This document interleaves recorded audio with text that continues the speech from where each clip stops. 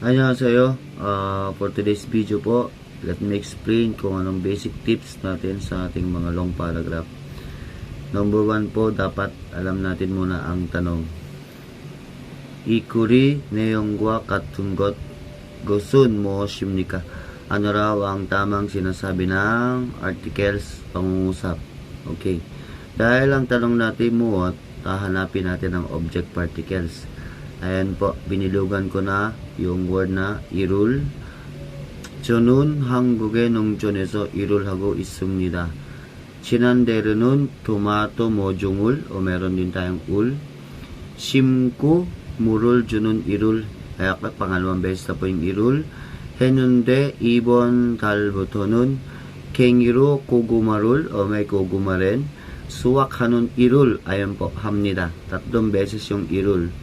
농사를 짓는 일을 처음에서 이어서 많이 어렵지만 조금씩 익숙해져서 이제는 잘 할 수 있습니다. Okay, sa ating choices, binilugan ko po ang merong il, number 1, pasok. Number 2, meron ding il. Number 3, ang merong il. So, number 4, kung titingnan natin, wala siyang il. Pwede na nating eliminate yan sa ating choices.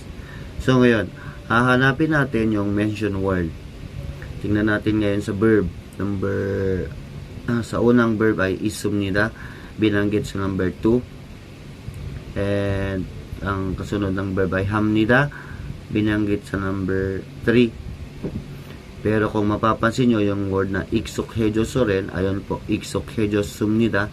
Lahat siya binanggit. So, pasok to, pasok, pasok. So, hahanapin natin yung isang highlight doon sa mga verb na malapit. Unahin natin sa 합니다. Ayun yung 합니다, ayun yung 일을, 수확, 고구마. Binanggit ba yung suhak na word? Yes, binanggit yung 고구마 pero walang suhak. So, possible po, mali yan. Doon tayo sa 있습니다, ayun. Nandun yung 한국의 농촌에서. Nandun ba yung 농촌에서? Wala po. Kung titingnan natin yung 익숙해져서, nandun yung word na 이제는. Ito po ang 이제. Binanggit hindi. Mas tama po ang number 1. So, ibig sabihin, mention word o most mention word. Tingnan natin sa number 2.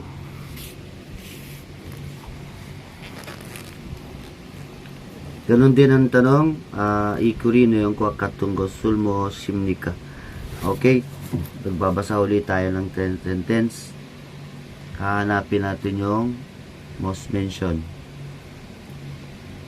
제품 보장팀 직원 여러분께 알립니다. 이번 주 금요일 저녁에 우리 부서 신입 사원 환영회를, ayun, meron tayong rule, 환영회. Okay? 하자고 합니다. 환영회. Okay, dalawang beses na pong binanggit yung word na to. 환영회. Ayun, pangalawa. 장소는 회사 옆 앞에 있는 한국 식당입니다. 6시까지 사무실 앞으로 모여주세요. 그리고 식사 후 2차로 가고 싶은 곳이 있으면 반장님께 말씀해 주시면 됩니다. 모두 참석해 주세요. Okay, kung papansin mo po yung word din na ang most mentioned po yung sinabi ko nung 환영회, dalawa. Okay, tingnan natin sa choices. 환영회 nun, pasok ang number 1. Ito po, 환영회. 환영하기, pasok din ang number 2.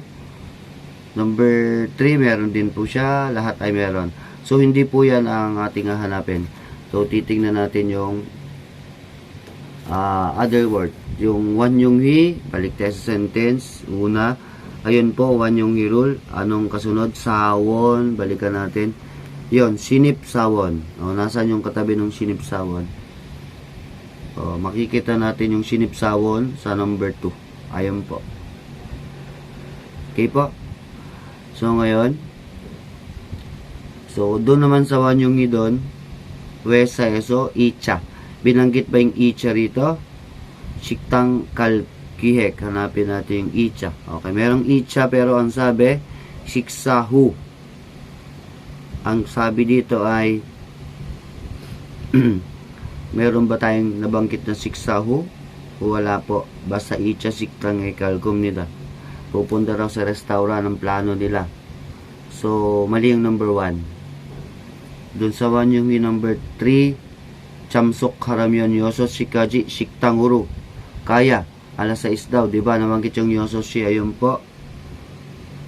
Kaya lang, samusil apuro. Ang sabi dito ay, shiktang kaya. O mali. Dapat daw ay sa restaurant pupunta, hindi sa opisina. So, number 4 naman, chamsok halsu umnun chigwon panjang nimke. Hanapin yung panjang nim. Panjang nim, ayun po. Panjang nim ke mal sumyon. Babalikan natin. Is sumyon kagusipon got. Yung gusto raw sumama. Ang sabi dito, may negative. Chamsok halso umnun. Wala namang binanggit elso opta. So, mas tama ho ang number 1. Kasi po, number 2. Binanggit yung shinip sawon. Tapos, para daw yun sa mga bagong trabahador. Okay, thank you guys.